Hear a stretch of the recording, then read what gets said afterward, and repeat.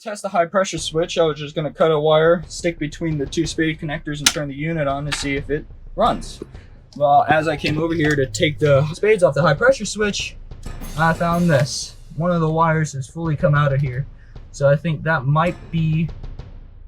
A guy called us from up north. He was heading down south to Key West on his boat. He said, I got some air conditioning units I need to install. And I said, well, I normally don't install client provided parts, or I definitely try to refrain from doing that because just problems. Anyways, he told me his story. Unfortunately, his air conditioning guy up north had to, for health reasons, retire suddenly. All right, let's go see what the guys are up to. Alright, so this is what I got going on. I got the old unit out, copper, drain line, wires, fan motor, all that fun stuff. Here's the new one. I'm just putting some ends on here to get it ready. You got your line 1, you got your line 2, you got your ground. So I'm just going to throw this down in here, splice on these lines, and get it fully bolted to the floor, hook up the drain line, hook up the ducts. And right now V is working on the pilot house one that's way up in there. So we should at least get the air handlers fully removed and the new ones put in today. And that is our goal. Alright, just to give you guys an update of what's going on. So this is the new unit. And there's a few issues. This is how his copper is. It's sealed into the floor, so I can't really bend it up without kinking it. And if I do kink it, and I kink it down here, we're going to have some issues. So I need to get some extender pieces to go off here, kind of 90 down, then 90 over, so I can tie into these. So for right now, I'll just have tape over them so no contaminants go down the lines. The drain line is the same issue. So the drain port is right back here facing that wall. So I just need to get a 90 so I can bring it over to here. And then the actual cowling itself is too big for this duct. So I need to find either a different cowling that will fit this, or find a reducer that I can attach to this. And then once that's all done, everything's all hooked up, then we just bolt it to the floor, go vacuum gauge, vacuum pump all the impurities out of the lines, and then we'll crack the lines open with Freon, top it up as needed, and then fire the units on, make sure that they work and cool. But slowly but surely we're getting this done. So this is where V's been working, and it doesn't look like it. You think, this tiny door would be a tiny area, but no. Very spacious under here. He's been sitting down, he's got a fan going, he's got lights. Why can't every boat be like this? Why can't every boat be this accessible? Make our lives so much easier, wouldn't you say, V? Oh yeah. So here's the old one, new one's in place. Put some tape over the copper so no contaminants get in there, because we're going to have to probably adjust that one as well. And now he's just making sure that he has everything bolted down.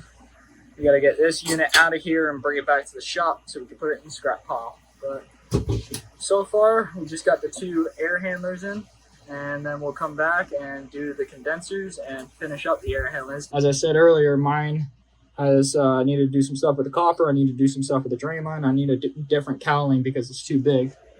So we'll get that all at the shop tomorrow morning. Jeez, V, you can go deep in there, huh? Yeah. Wow. Oh yeah. It's pretty comfortable in here. So today, customer has 2 old R22 systems that he wants replaced with newer systems. So we got them kind of one in a good area, one in a little not so good area, but still it's okay. So we got one right here, not so bad, right? Then we got the other one right there in the corner back there behind this one. Stuff. Right now, we're just gonna deplete the systems of the refrigerant, recover everything into the machine and into a bottle, and go from there. So since he's getting all new condensers, he's also getting all new air handlers. So he already bought all the parts, which is nice. But one air handler is in there. You can cut, yeah, there it is. It's right there. And then the next one, come up here, line the gap.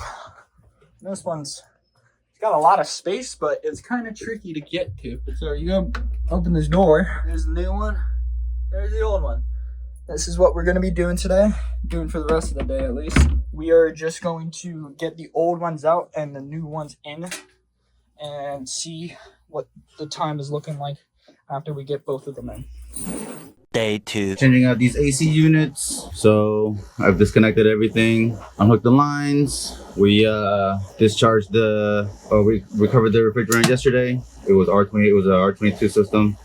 Recovered a couple pounds out of it. Now we're about to take it out, remove it, put the new one on. So just getting ready because all these systems run off of one pump. So in order for us to take it out, we got to shut all the AC systems down and turn off the pump, take out the water lines, reconnect them, restart everything. So we got this one set up, ready to go. Then we got the other one in the back as well, ready to go. All right, just wanted to show you what was going on, what's different from yesterday. I got the right cowling, got that all secured and duct taped to the unit. I don't have the unit secured right now because I've been messing with the copper. So for right now, I got the 1/4 inch all in there. The 1/2 inch though, I am missing. This is the only thing that's holding us up from completing this unit right now. It's just a fitting going from here to here. And that is it. Other than that, I'm getting the 1/4 inch fully done. The drain line, I got a 90 back there instead of the straight so they could sit better. But just gonna finish tightening up this 1/4 inch. I'm gonna put the Armaflex back on, duct tape it on, and then I'll put some tape over this guy right here so no contaminants get down into the lines. And then later tonight, I'll be going up to Key West AC dealer near us downtown to see if they have what I need for the fittings right here. If not, then we're gonna have to think of a different way to approach this. How's it going down there, V? From where we were yesterday, we couldn't fit the condenser unit, the bottom part, right? We got to put it up here, which means we got to extend both sets lines. The electrical reaches, thankfully, so that wasn't too bad. But now we got to make the copper lines reach, and also the water lines. These right here, we got to get these up here. Just got to get new lines and reach up there. But it's going. We're going. So where we had to move the unit that was down here, we took this one completely out. We put a new one in. This one didn't fit because of the height. It was too tall, so we had to put it back up here. With that, we had to retrofit the lines. We had to extend the lines. While we were doing that, after we did that, we did a leak check. We got a couple leaks, so we had to retighten everything, re-loosen everything, retighten, re-leak check it. So we did about 2 times, so we got a perfect hold in pressures. So that unit's good. Moving on to this unit back here. Same thing with this unit. We had to come back here to put it back where the other one was, where the old one unit was. This is the new one right here. Luckily, this one wasn't too bad. Just had to add a couple of fittings to extend it to get it to reach. We did a leak check on this one as well. We didn't find a leak, so it held pressure. We did a vacuum test, and now we're about to release the refrigerant into the system. Once we do that, we're gonna turn it all on, make sure that they're cooling, and go from there. For my side, pretty much making a square out of a circle here. So the copper coming from the boat is 3/8. The copper coming off this unit and the condenser is 1/2 inch. My lovely, lovely little flare contraption that I got going on here. We got a reducer from 3/8 to 1/2 inch, an elbow, kind of a union female flare, double-edged flare nut thing, another elbow, and then another one of these that attaches to the unit. So this was the best way that I could do it without flaring, or not without flaring, without brazing. So there she is. Getting pulled, valves are cracked. All right. Just gotta run it. This is the bell unit that we're working on right now. We're just hooking up the gauges. All right, I'm ready. You ready? Yes, sir.